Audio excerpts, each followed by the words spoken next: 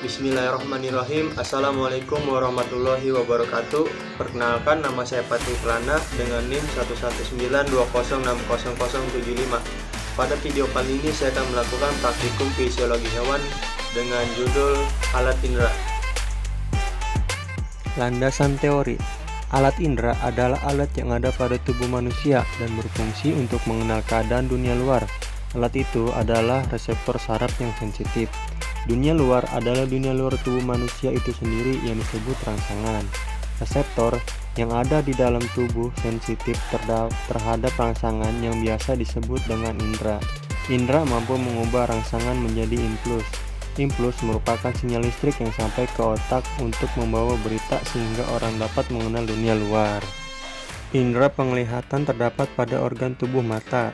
Ada beberapa alat yang berhubungan dengan struktur mata dan penglihatan, yaitu alat tambahan bola mata, dinding bola mata, cairan bola mata, syaraf penglihatan, kelainan mata yang bersifat optis, lapisan pigmen pada retina, pergerakan bola mata, dan ketajaman penglihatan. Tujuan praktikum. Tujuan praktikum pada kali ini yaitu untuk mengetahui bintik buta. Alat yang dibutuhkan. Alat-alat yang dibutuhkan yaitu ada spidol, penggaris, kertas manila, gunting, dan alat tulis. Langkah kerja. Yang pertama-tama kita sediakan terlebih dahulu kertas manila dengan ukuran 3x14 cm. Buatlah tanda positif dan tanda titik dengan garis tengah 2 mm dengan kertas dengan jarak antara tanda positif dan tanda titik sejauh 10 cm. Yang selanjutnya, peganglah kertas dengan tangan kiri sejauh 50 cm di depan mata. Tanda titik dipasangkan di sebelah dalam. Lalu, pusatkan pandangan mata kiri pada tanda titik dan mata kanan ditutup. Dengan mata kiri tetap berpusat pada tanda titik, didekatkan kertas perlahan hingga tanda positif hilang dan tampak kembali. Setelah itu catat hasilnya ke dalam tabel pada jarak berapa tanda positif hilang dan pada jarak berapa pula tanda positif tampak kembali. Ulangi percobaan hingga 3 kali. Lalu setelah itu pusatkan pandangan mata kanan pada titik dan mata kiri ditutup. Dengan mata kanan tetap berpusat pada titik, didekatkan kertas perlahan hingga tanda positif hilang dan tampak kembali. Catat hasil ke dalam tabel pada jarak berapa tanda positif hilang dan pada jarak berapa pula tanda positif tampak kembali. Ulangi percobaan hingga 3 kali juga. Tabel hasil pengamatan. Ini dia tabel hasil pengamatan yang telah saya lakukan sendiri. Pembahasan. Pada percobaan pengamatan bintik buta pertama dengan menutup mata kanan pada jarak 50 cm, tanda plus masih nampak, namun pada jarak 42 cm, tanda tersebut sudah tidak nampak. Lalu percobaan kedua pada jarak 45 cm, tanda tersebut sudah tidak nampak, dan pada percobaan ketiga pada jarak 45,5 cm, tanda tersebut sudah tidak nampak karena pandangan fokus kita lebih dekat pada titik. Dengan menutup mata kiri pada jarak 50 cm, tanda titik masih nampak, namun pada jarak 44 cm sudah tidak nampak. Lalu percobaan kedua pada jarak 45 cm, tanda tersebut sudah tidak nampak, dan percobaan ketiga pada jarak 44 cm, tanda tersebut sudah tidak nampak karena pandangan fokus kita lebih dekat dengan tanda plus, dan inilah yang dimaksud dengan bintik buta pada indera penglihatan kita sebagai manusia. Kesimpulan. Posisi bintik buta mata kanan dan mata kiri berbeda pada jarak tertentu. Benda terlihat dan pada jarak tertentu tidak terlihat.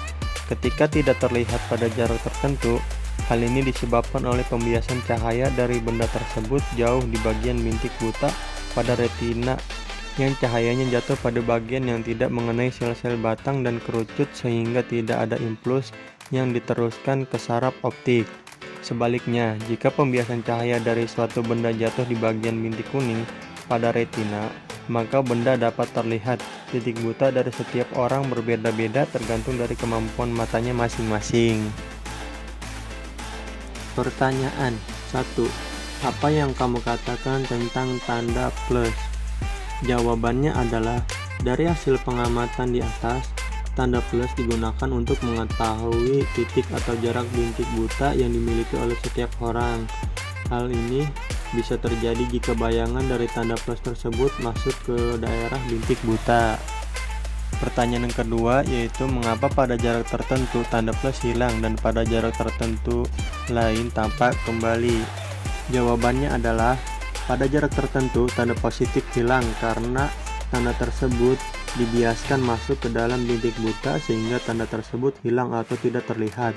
Hal ini disebabkan karena pada bintik buta tidak mempunyai sel reseptor cahaya, sehingga pada saat tanda tersebut muncul kembali karena retina sudah mampu menangkap cahaya, sehingga bayangan tampak jelas dan dapat terlihat kembali.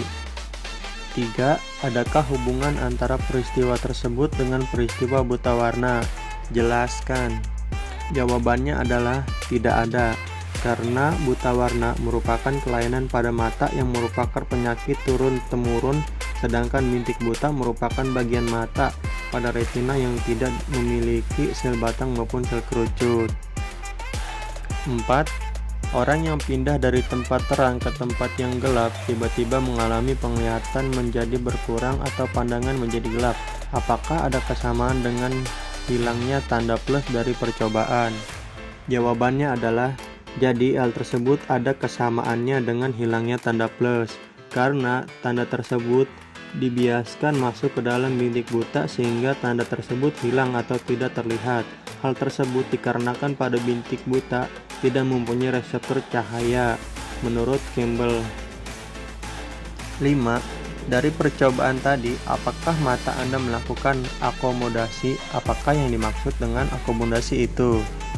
Jawabannya adalah ya, karena otot silindris berkontraksi sehingga lensa menebal untuk menangkap cahaya, sehingga objek yang dekat dapat difokuskan pada retina, sehingga akomodasi adalah kecembungan lensa mata yang dapat berubah-ubah, menebal atau menipis, yang membuat pandangan menjadi fokus. Akomodasi juga merupakan salah satu dari 3 komponen untuk melihat objek dalam jarak dekat yang disebut respon dekat atau refleks dekat. Komponen respon dekat melalui akomodasi, konvergensi, dan meiosis pupil yang normalnya bekerja bersamaan, namun masing-masingnya dapat diuji secara terpisah. 6. Orang yang lanjut usia umumnya memakai kacamata. Jelaskan peranan kacamata tersebut. Jawabannya adalah, kacamata yang dipakai cembung dan cekung di bagian kacamata yang berlensa cekung digunakan untuk melihat benda yang jauh, dan bagian lensa yang cembung digunakan untuk melihat benda yang dekat, sehingga bayangan benda dapat jatuh tepat di retina. Selain itu, salah satu pemeliharaan kondisi kesehatan lanjut usia agar dapat beraktivitas yaitu dengan dipenuhinya kebutuhan alat penunjang seperempacik seperti kacamata dan tongkat. Dengan tongkat yang menyangga tubuhnya, usia lanjut masih dapat berinteraksi dengan orang lain. Daftar pustaka. Sekian video praktikum dari saya, kurang lebihnya saya mohon maaf. Wassalamualaikum warahmatullahi wabarakatuh.